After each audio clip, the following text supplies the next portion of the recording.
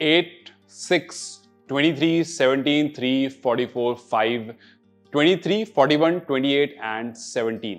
मैं random numbers आपके सामने नहीं बोल रहा हूं, मैं आपको बता रहा हूं केएस भरत के स्कोर को जो उन्होंने जब से डेब्यू किया है तब से आज तक मारा है।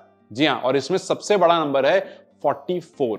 अब सवाल ये आता है कि क्या वाकई इंडिया के पास इस मोमेंट में कोई भी विकेटकीपर बैट्समैन नहीं है कि आपको केएस भरत को बार बार मौका देना पड़ रहा है? केएस भरत को आप WTC में लेकर आए थे, वहां पर कुछ खास नहीं कर पाए, और ऐसा नहीं है कि केएस भरत की विकेट कीपिंग इतनी ज्यादा आउटस्टैंडिंग है कि बाकी जितने भी आपके पास विकेटकीपर बैट्समैन हैं आप सबको दरकिनार कर दो। आपके पास ऑप्शंस में एक ध्रुव जुरेल हैं जिनका आप डेब्यू करा सकते हो आगे आने वाले टाइम पर। आपके पास ऑप्शन में ईशान किशन है जो गायब हो गए बिल्कुल। मतलब Ishan Kishan South Africa series से खुद को उन्होंने बाहर क्या किया, मानो उन्होंने गुनाह कर दिया। कुछ फोटोज उनकी आती हैं, वो दुबई में या कहीं कहीं तो वो बाहर रहते हैं, कुछ फोटोज उनकी आती हैं, उसके बाद अफवाह ऐसी उड़ती है कि अपने आप को अनअवेलेबल बताकर ईशान किशन पार्टी कर रहे थे और इस वजह से बीसीसीआई ने डिसीजन लिया है। हालांकि बीसीसीआई ने अपनी तरफ से इस बात पर हामी नहीं भरी, उन्होंने कहा कि ईशान किशन ने रेस्ट मांगा है और उस वजह से हमने उनको रेस्ट दिया है, इसके पीछे और कोई दूसरा रीजन नहीं है। सीधी सी बात है, जब भी ईशान किशन अपने आप को अवेलेबल बता देंगे हम उनको वापस से टीम में रख लेंगे। यह भी कहा गया कि ईशान किशन को रणजी खेल करके अब वापस आना पड़ेगा, वहां अपने आप को प्रूव करना पड़ेगा, तब जाकर के वो टीम में आएंगे। अब ईशान किशन जो कि झारखंड से खेलते हैं, उन्होंने झारखंड में भी रणजी फिलहाल नहीं खेला। अब यहां पर सवाल ये आता है कि अचानक से वो लुप्त कहां हो गए, और आपको केएस भरत को जो बैक टू बैक आप मौके दे रहे हैं, क्या वाकई वो ये मौके डिजर्व करते हैं? क्योंकि हम अक्सर लगातार बात कर रहे हैं शुभमन गिल के बारे में, और हमने अक्सर देखा है कि जब भी कुछ ऐसा मैच हो रहा होता है तो एक आदमी स्केपगोट बन जाता है। फिलहाल वो स्केपगोट शुभमन गिल बने हुए हैं, लेकिन इसका मतलब ये नहीं है कि बाकी जो खिलाड़ी हैं अगर वो परफॉर्म नहीं कर रहे हैं तो वो उस शुभमन गिल के बड़े से छाये के पीछे आकर के छिप जाएंगे, जो कि हो भी रहा है। सबसे ज्यादा बात शुभमन गिल की हो रही है और मुझे कोई एतराज नहीं है, होनी भी चाहिए, क्योंकि आप लगातार परफॉर्म नहीं कर रहे हो। लेकिन उनके साथ साथ श्रेयस अय्यर भी परफॉर्म नहीं कर रहे, उनके बारे में भी बात होनी चाहिए, और उनके साथ साथ केएस भरत भी परफॉर्म नहीं कर रहे हैं। और ये 1, 2 या 3 पारी की बात नहीं है, ये लगातार 8, 10, 12 पारी हो गई जब उनका हाईएस्ट 44 आया है।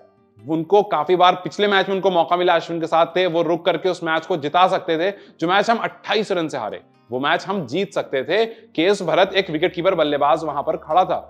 आप याद कीजिए, ऋषभ पंत जब खेलते थे तो हम उन पर कितना ज्यादा रिलाई करते थे। ऋषभ पंत के पास सेंचुरीज भी ज्यादा हैं, ऋषभ पंत के पास, हालांकि अभी ऋषभ पंत हमारे पास अवेलेबल नहीं है, लेकिन जब से ऋषभ पंत गए हैं मानो इंडिया को कमी हो गई है विकेटकीपर बैट्समैन की, स्कार्सिटी हो गई है कि हमारे पास विकेटकीपर बैट्समैन है ही नहीं।